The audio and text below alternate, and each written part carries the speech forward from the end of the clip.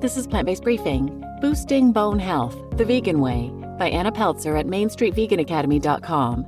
And I'm Marian Erickson. This is the curated-content plant-based podcast, where I narrate articles on plant-based and vegan living with permission in about 10 minutes or less every weekday.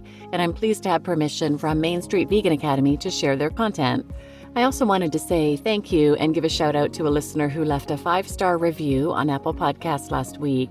It's from Tolga M. in the United States, and it says, "What a wonderful, thoughtful, and helpful podcast. I discovered Marian Erickson's wonderful plant-based briefing podcast while searching for something else, and what a happy accident.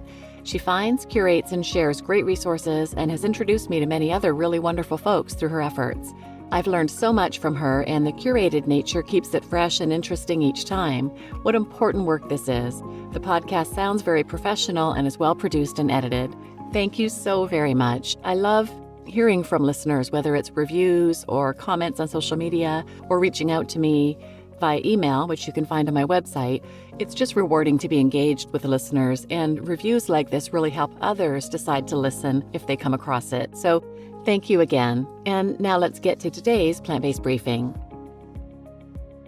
Boosting Bone Health, the Vegan Way, by Anna Pelzer at MainStreetVeganAcademy.com. As we age, osteoporosis poses a threat to our bones. We start to lose bone in our mid-40s, but it's never too late to improve your bone health, and a whole foods vegan diet has many benefits. Living bones. Bone is living tissue that is constantly changing, broken down and replaced or remodeled with new bone. When we're younger, the bones are built up faster than they're broken down. As we age, however, we lose bone faster than it can be replaced. Estrogen has a protective effect on bones, aiding calcium absorption. As estrogen decreases during and post-menopause, women's bones break down faster than the body can replace the bone. Plant protein and bone health. Eating enough plant protein from a variety of sources is important. Approximately 1/3 of our bone mass is protein. Animal protein and acidic, highly processed foods, simple sugars, or caffeine can leach calcium from the body. Acidic foods require the body to pull calcium from the bones to neutralize it, so it can be excreted in the urine. Plant proteins are much more alkaline.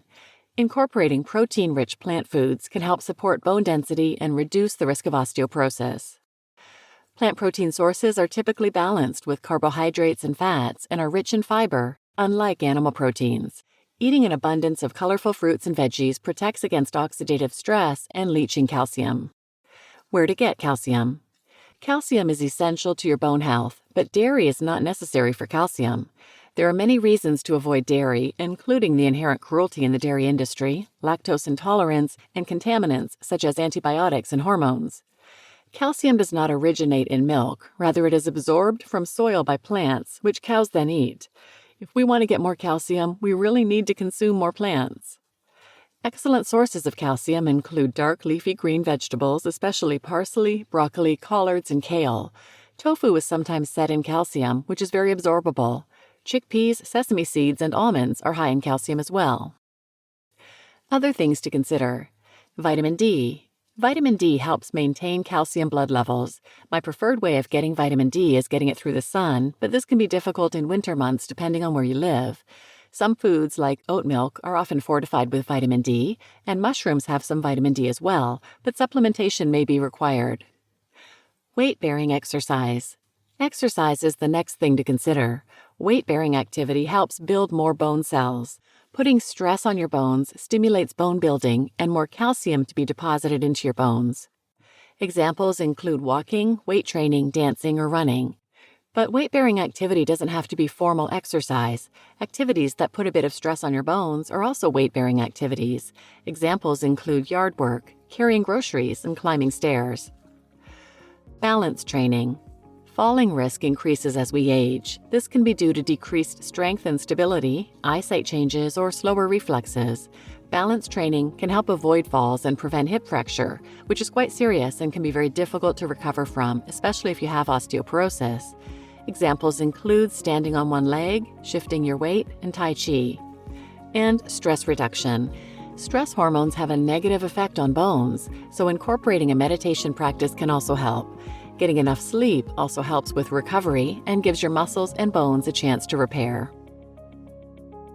You just listened to Boosting Bone Health, the Vegan Way by Anna Pelzer at mainstreetveganacademy.com. And I'm your host, Marian Erickson. I've done a number of other episodes about calcium and plant protein versus animal protein and bone health and osteoporosis. I will list some in the show notes. Check out 823, How to Get Calcium Without Dairy by Thomas Campbell, MD at nutritionstudies.org. 822, Calcium and Strong Bones by Physicians Committee for Responsible Medicine at pcrm.org. 612, 5 Tips to Maintain Strong Bones and Prevent Osteoporosis from switchforgood.org. 488 and 489, Calcium for Vegans by Brigitte Gem at veganfamilykitchen.com. And where the author mentioned balance, you might be interested in episode 760, Fall Prevention is the Most Important Thing for Preventing Osteoporosis Bone Fractures by Dr. Michael Greger at nutritionfacts.org. And there are so many that I've done on protein, but you might want to check out 913, Does Increasing Protein Intake Slow Age-Related Muscle Mass Loss? Again by Dr. Michael Greger at nutritionfacts.org. So feel free to check those out, and please share this episode with anyone who might benefit, and thanks for listening.